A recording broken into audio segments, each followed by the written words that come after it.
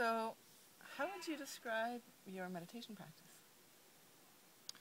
Well, Keely, I describe my meditation practice basically like this. I sit down in a quiet place and cross my legs just like this and keep my back really straight.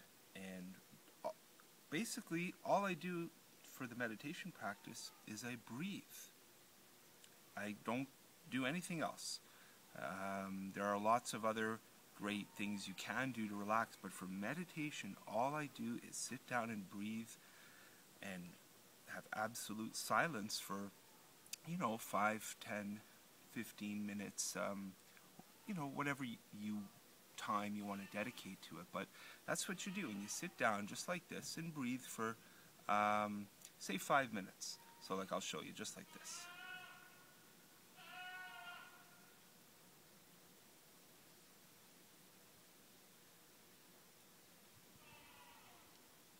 How are you breathing?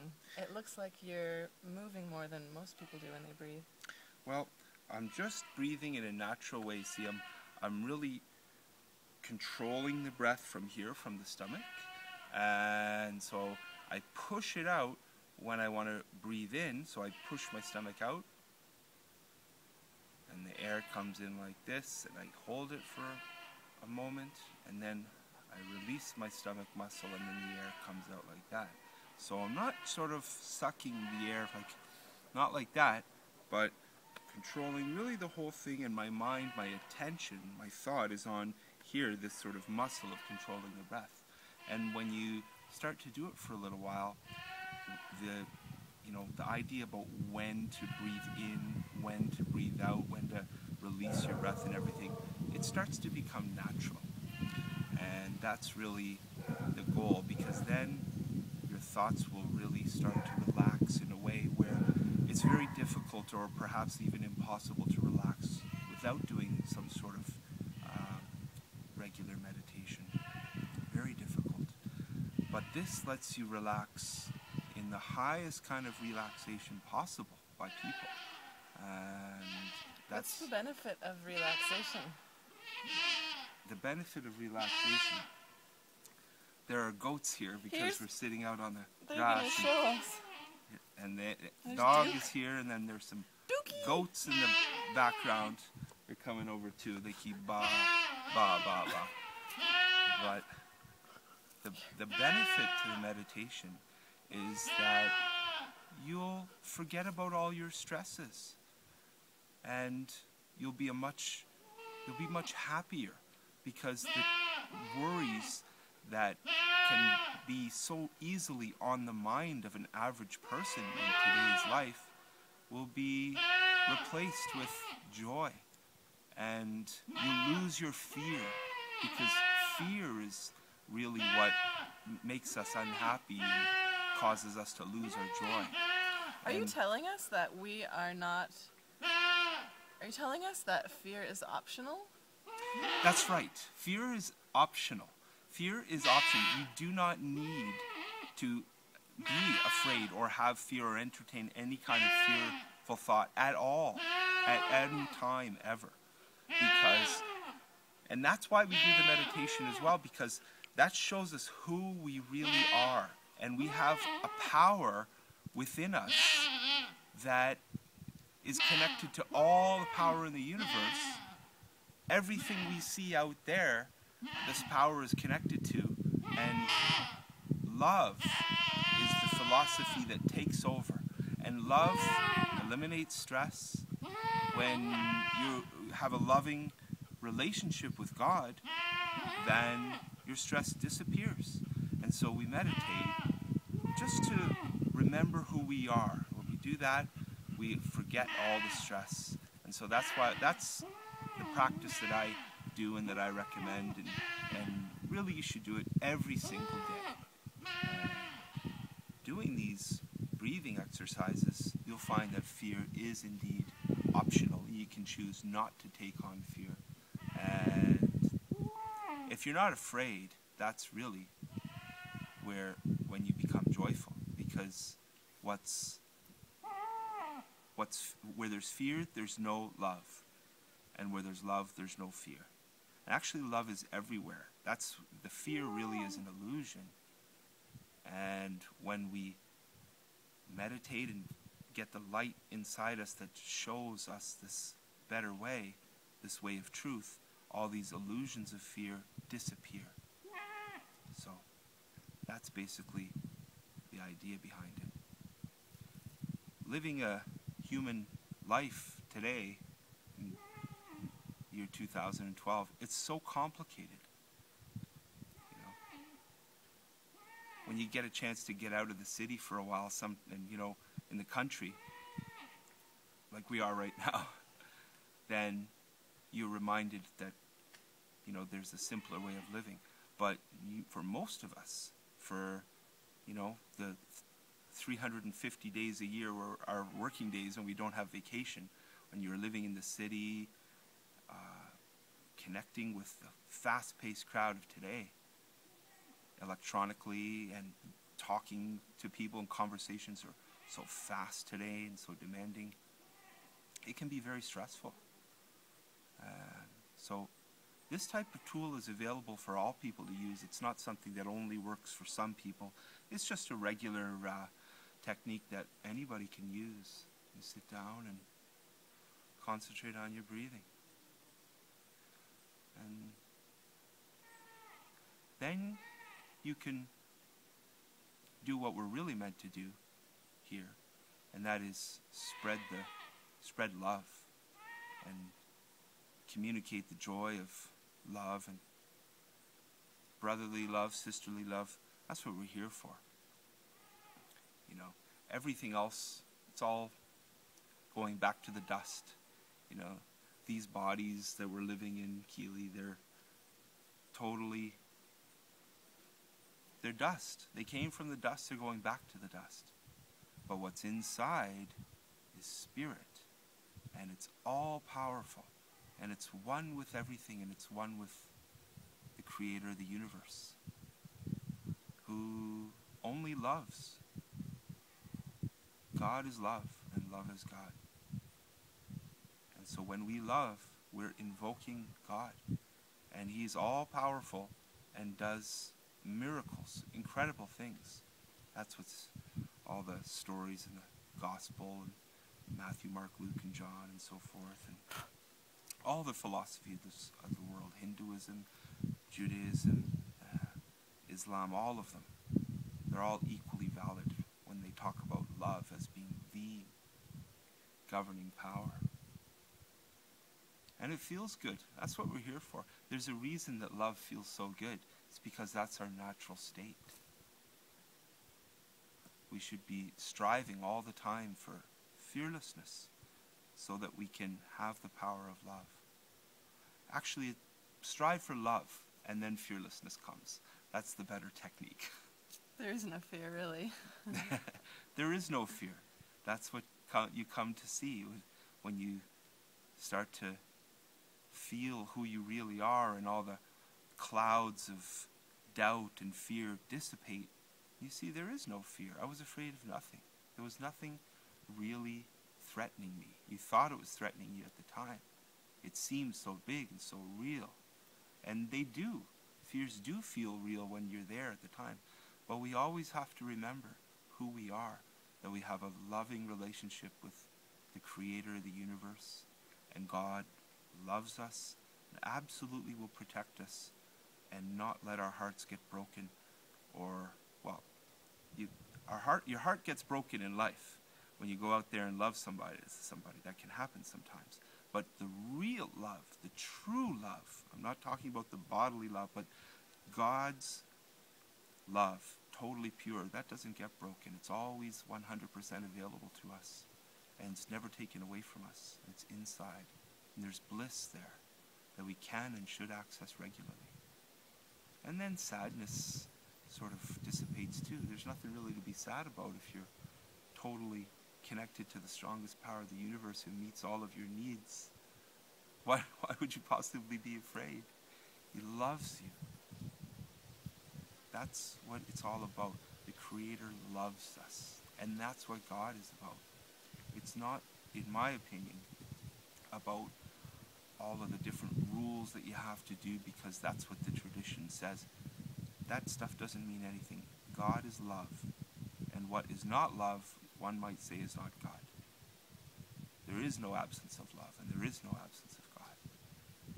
But in a dualistic sense, we don't look at dualism, we look at non-dualism. Everything is all one. But where there is fear or illusion, that's not the real natural state. That's not God speaking to you. So we have to find the God. And he's inside, not outside. And we find it by meditating.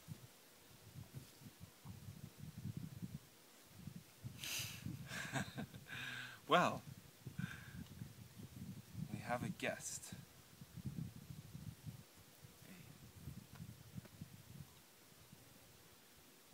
The analytic mind, it's so paradoxical that such a simple practice can bring us to such mind-blowing experience. Yes, that's right. The analytic mind is this intellect of ours that can totally ruin the day, because that's where the idea of limitation comes from, that we are limited, and that stress is somehow really related to reality, when it's not, as we mentioned. But the intellect gets away, and it's like a dog, and it has to be kept on a short leash, in the sense that when the intellect starts to bark, yap, yap, yap, yap, yap, it's time to turn off the mind, to reach behind the ear there and click the switch, and The whole silence. Turn off as much of it as you can. The mind is it's always active on some level. On The some level. analytic mind. Yeah, turn off the analytic mind. Turn off the analytic mind. Learn to close the mental mouth that's up there that causes all of these words to always be thought about, and a lot of them get said as well. Sometimes it's just time for silence. And so it has to be done regularly. And that is why we meditate. It's to turn off that analytic mind when we want to. When you can turn it off, then that's really when all of the voices go away. The constant chitter-chatter in our mind, it goes away when you learn to turn it off. And so really that's the major goal of meditation, is to turn off that constant chitter-chatter mind, which keeps on talking and talking. Will I still be okay if I don't have the analytic mind? Will I still be able to make decisions? That is a great question. If you don't have the analytic mind, can you still live your life? Like, you have to be able to start your car and drive to where you're going. So we need it on some level. But the idea is to remember that the analytic mind is a servant to the spiritual self, not the other way around. The spiritual self is not to serve the mind. So when the mind is just yapping, yapping, yapping, yapping, and it won't shut up, and it's tiring you out, that's a time to turn the mind off. You turn it on when you need to use it. When you want to use it is when it kicks into gear. But when it's uninvited or getting in the way or tiring you out, that's when we need to turn it off. And that's when the time to do the meditation.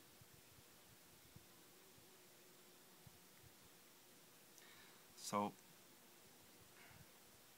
that's the idea behind the meditation.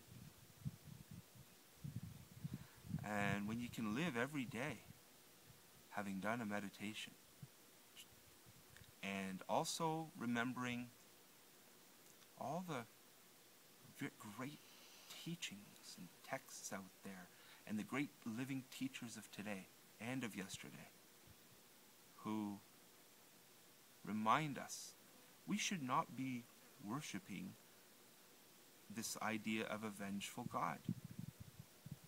There's no such thing as a vengeful God. That's all in our mind. We should only love the God of love, And he's like a father or a mother. He cares. He cares about us. And he also cares about everybody. But you activate his power by loving other people. That's why in the Bible, Jesus said that the two most important commandments, one is to love thy God with all thy heart and all thy strength, and the other is to love your brother as yourself. So we love other people, and that makes us happier. It makes our God happier, who's inside. We're all one with him. And that's when everything comes into harmony. And that's when, at that point, there's no fear and there's no stress. There's only comfort and joy. And forgiveness is a huge part of it. Mm-hmm. Yeah, because I was thinking I've been meditating for a while and walking the path for a while, and there's still fear, and the fear my experience of it gets deeper and stronger and more painful, like it's coming to the core of it. Yeah. So it's like Yeah. that is there, and as well as the joy and the peace, there's Yeah. also, I need to be more and more honest about the pain that I still carry, where Yeah. forgiveness comes Yeah. in. Well, forgiveness is so powerful. And forgiveness is really the number one task we have here living in the world. You know, forgiving solves all problems, eliminates all fears, conquers all stresses or problems. And when we forgive, we feel better. We find that the stress that we've been carrying around, our stomach clenching our muscles, it's all preventing us from feeling good, that eases and you can feel joy again. How do we forgive? Why should we forgive? What is forgiveness?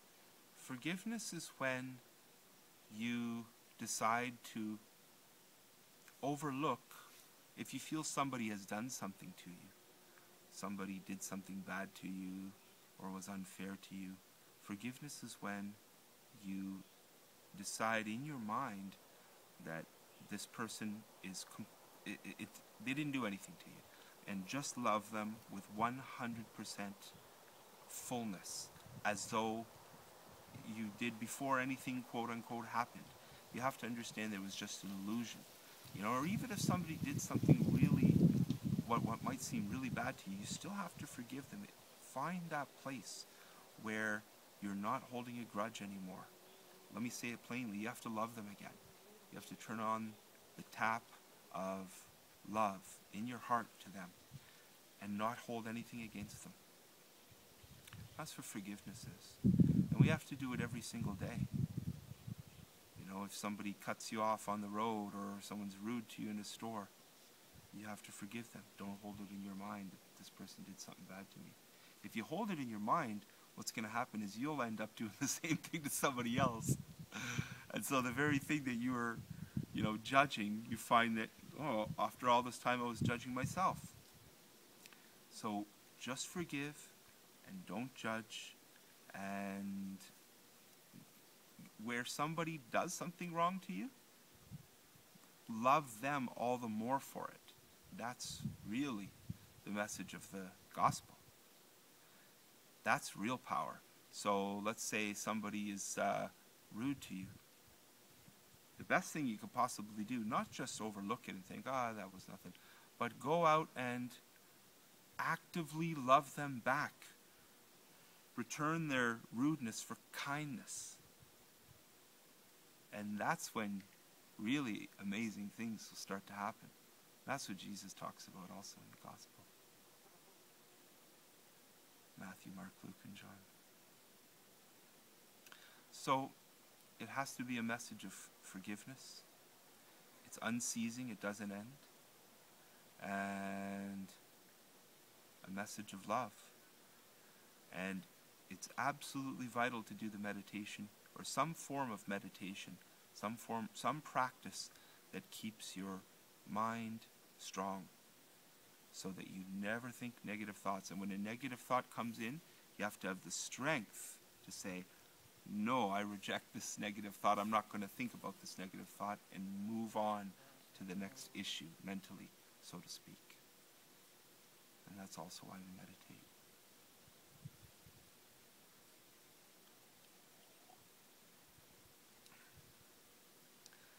So anybody can do it.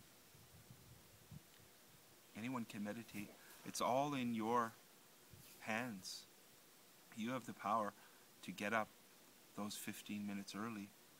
There's nobody that can't decide if they really want to, with all their heart, get up 15 minutes earlier than normal and dedicate that time only for meditation and nothing else. You can do that. And that's all it takes. And the willingness to actually go through with it. And it's a little bit like digging a well. You shouldn't be too discouraged if you don't see the results on the first day. Actually, you probably will. But the idea is to keep at it, because that's where the real benefits and rewards of meditation come from, after you start doing it a little while. Once you pass the point where you, am I going to do it or am I not going to do it? Once you actually make that decision, say, I'm going to be a meditator, and do it, then that's when the real water starts to flow. Mm-hmm. Yeah. I know, it's like, first step, declare, I am going to be a meditator. Second step, declare, I am... Yep, the power is unleashed. The power is unleashed once you decide you're going to be a meditator. And really, the most powerful things are very, very simple. Do I need an app for it? Well, we ought to create a meditation app. $2.99. But even if you can't find your iPhone, actually and you start to feel stressed out and say, where's my iPhone? That's the time to meditate. You should be asking, where's my eye? Yeah.